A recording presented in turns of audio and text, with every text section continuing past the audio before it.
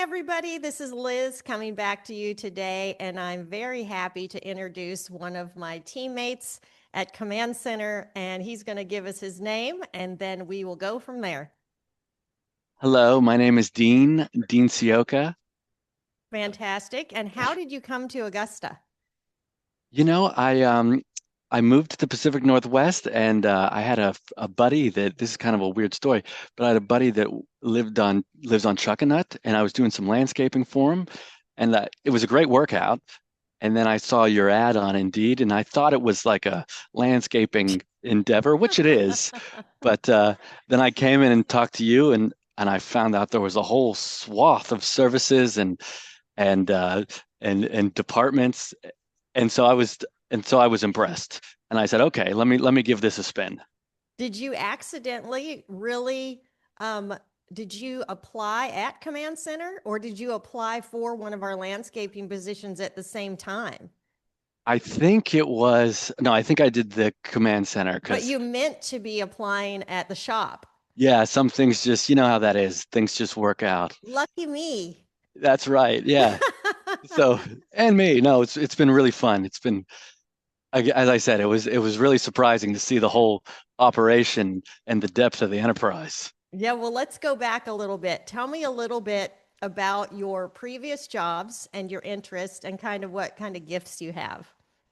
Yeah, well, I've always been kind of in a customer facing role. A lot of started out in a lot of my first job, I worked at a movie theater and just interacting with people, then various retail endeavors, a lot of creative endeavors, too. I did a little bit, I lived in California for a minute. I did a little modeling job for a day once. That was exciting. That's And exciting. it was a little strange, but it was good. It was good. I just it was really my hands. I didn't do anything. So and then yeah, just always kind of customer facing and here I am, you know.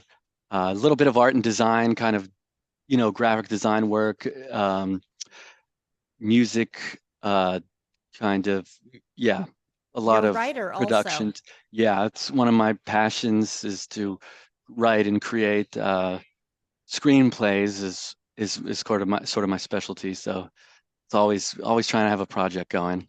And are you still working on that? Do you work with Upwork or anything like that to do some freelancing?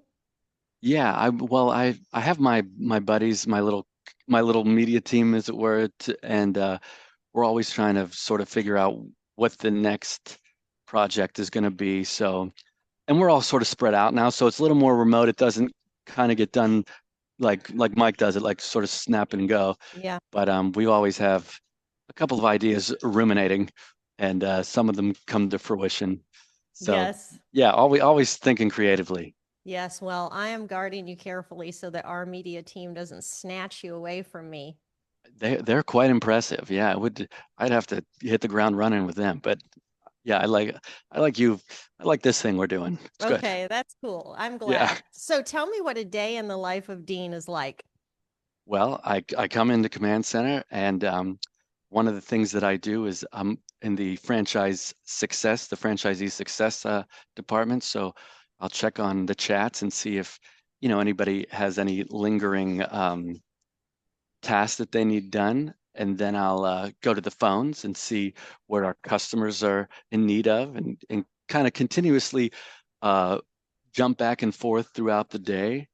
And then as the day sort of progresses, we have a collections team that I'm on. So I will jump in there and see, what money is outstanding and how I can collect it. And usually it's a little it's easier than you think because sometimes things just sort of get missed, and there's a payment that's just sitting there and you can get, hey, there's $500 just in the 2 seconds. So And it's that's something owners don't want to do at all. That's actually our biggest department at Command Center because they're scared to death to go after their own money. it's tedious, but yeah, I know once you get over that fear, it can be quite lucrative. The owners should know that it's there. You just have to go grab it. 100%. So when you say chats for the owners, it's a very select people that I have on these franchise success teams. And there's not very many of you. And we've done it on purpose because it's specialty. It's very niche because I need people that know a lot across the whole spectrum of command center and have dealt with, I'm not exaggerating to say, thousands of customers. So we have Yeah. 180 locations, and all of these owners have all of their customers in all of their databases. And so when you say chats of owners, we're talking like a chat on your phone, except they're just flowing in all day Hmm. long with Yep. requests and needs. And give me an example of the kind of text that a franchisee would throw on the chat. Okay. As you said, it runs the gambit. So it could be as something as simple as, call Mrs. Jones and let her know that we're going to be, an hour late, or we have to move up her service. But then it can get more complex as to, I have a commercial account that we haven't received payment for in 2 months. What is the status of that? How are they paying? What is their method? And then so it can be very quick, a quick burst, or it can be, hey, we got to really dig in, untangle a few things, get in touch with the client, figure out, how we're going to move forward, find a resolution. And then just little things in between and kind of working with them. And it's pretty exciting or interesting because you really get a feel for each one of their personalities just based on that kind of interaction. And their companies have their own, the franchises and the franchisees have their own personality from that. That's very interesting. And then when you say that you answer the phone for these clients, we're talking locations across the US, Canada, and Australia, and you're answering the phone for all these people. So when you get a phone call, how do you know where it's coming from? Yeah, so it'll come in and it'll say like, Dallas, Georgia, or South Haven, Mississippi, and um, and so you can kind of triangulate where they're coming from and the time of day, and it's good. And you talk to a lot of people, and you kind of realize that the country is very large, and every sort of time zone has its own personality. So it can be it's a great job for a listener. You can really get a lot of good dialogue going. Yeah, 100%. That's for sure. And so you're in three main departments, but because you've been in all these other departments, you have a real feel for everything that happens there. So, what kind of services in general do we offer the owners? So yeah, so right now, we kind of have the chats, collections, obviously the phones, um, where we kind of, we sort of diminish some of the invoicing department, but it's still very much alive should they need someone to like look over the invoices or help process a down payment. Because sometimes, the owners are always going, and Copilot sometimes can take a little finessing. So we work closely with them, and we're kind of the liaison between, Copilot and the franchisees. So Nice. um, yeah, all kinds of things really. It's only limited. I mean, we don't really have any limitations. If a franchisee needs something, we can generally get it done and get it done quickly. So Yeah, so what's interesting is franchisees, they're usually very entrepreneurial and hmm they run businesses, but they're not good employees. So then right. they buy into the franchise because they want to own their own business, but they also want to be in systems that say do this, do this, do this, do this.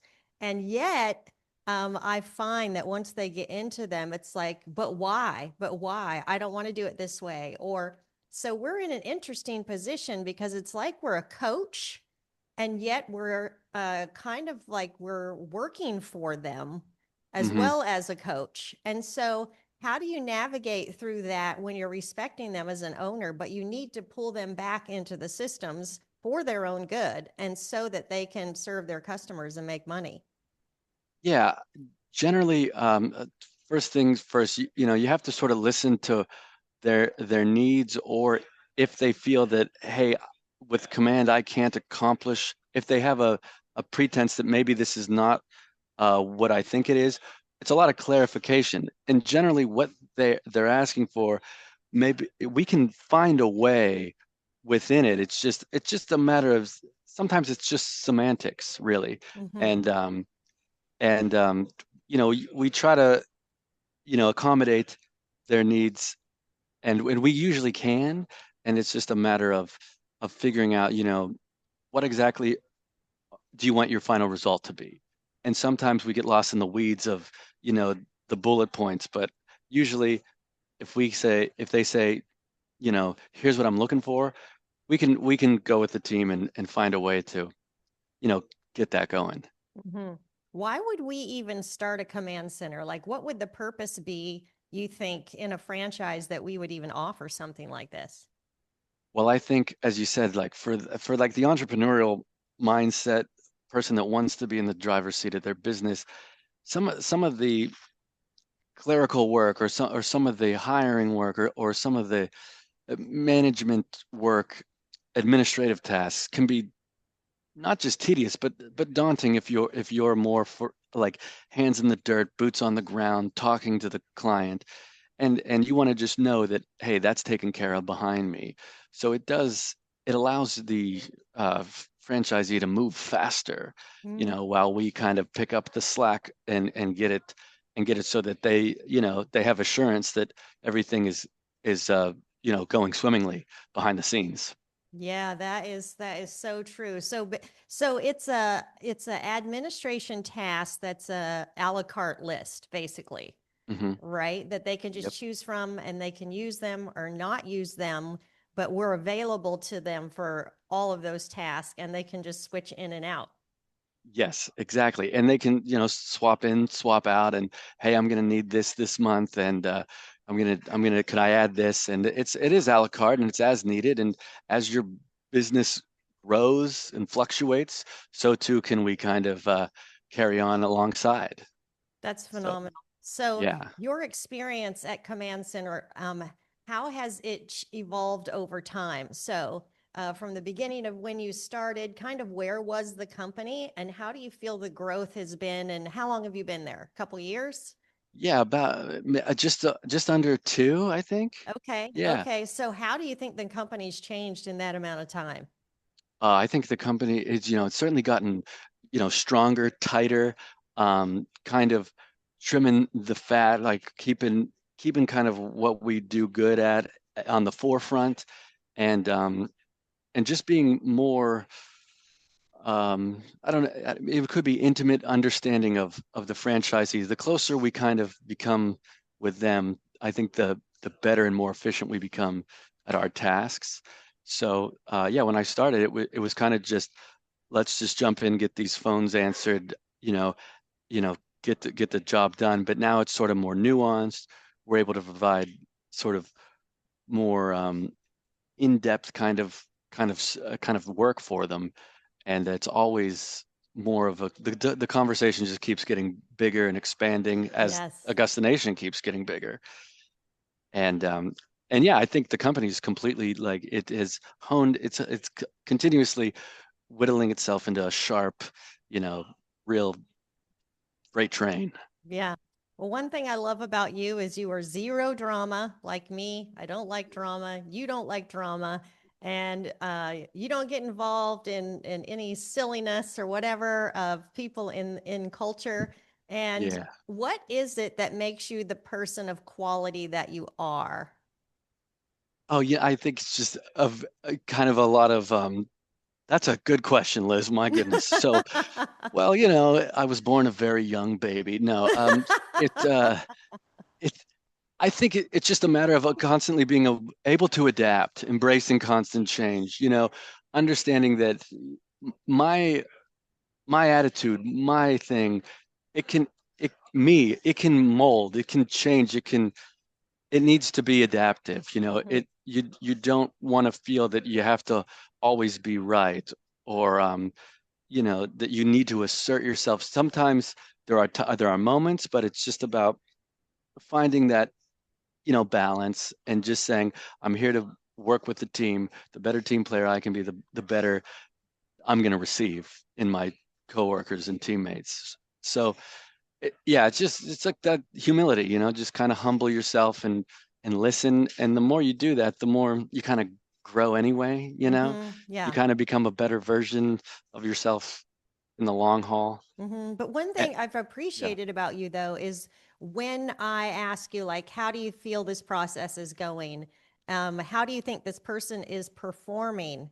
Where do I need to hone this or change this? Or what do you see? You're not in a place where you're just like, oh, whatever happens, and I've got to, humble myself to this. It's like you're very dialed in and you're able to say, I think this and I think this and I think if we did this, but the teamwork and the camaraderie and the idea that we're both just here to move the ball down the field Mhm. and serve the franchisees is phenomenal.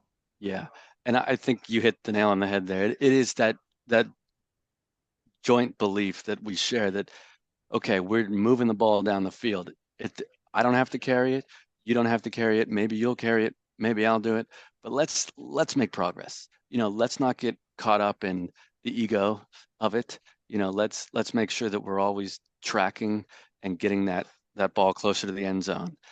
And so I think probably, yeah, and there is that kind of combined belief system. Like, Mike's obviously really great at it, saying we're all for one and one for all, but it's an individuated mindset, the entrepreneurial mindset, but stronger as a team, stronger as as people who have this belief that we can improve and improve the level of professionalism.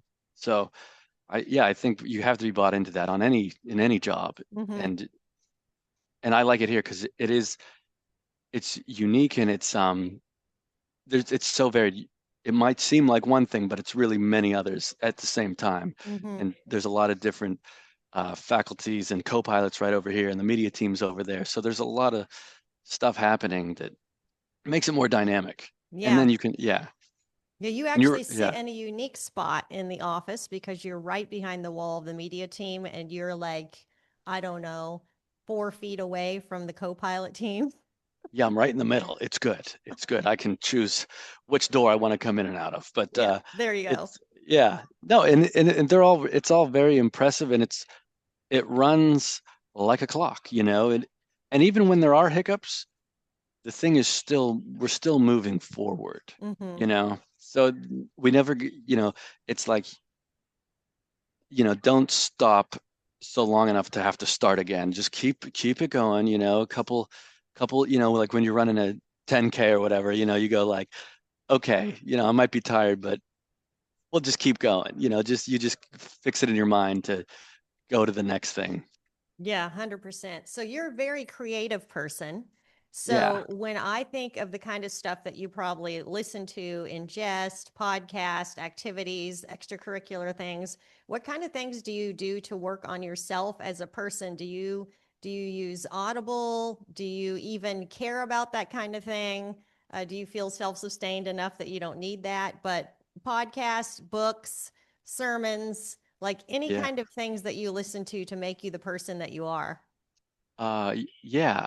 I do listen to the Audible list here because even though I'm a creative guy, like kind of come from an artistic side of things, when you're doing stuff like that, you're still an entrepreneur. You're still kind of the seed of how am I going to bring this to reality? How am I going to make something that's just an idea into something that now people are bought into, whether it be a band or a film or a company.